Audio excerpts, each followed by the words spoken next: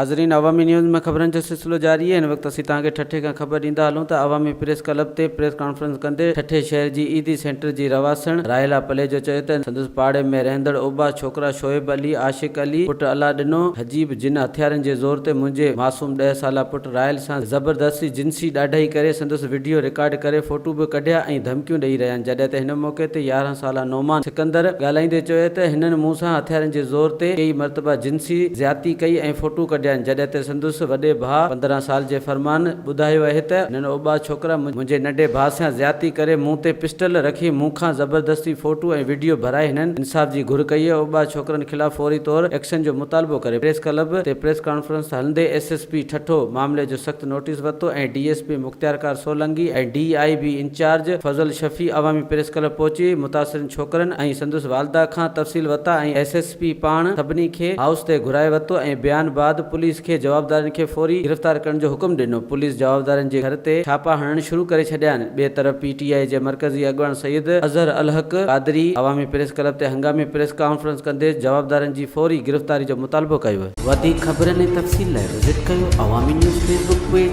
YouTube page ऐं अवामी news website.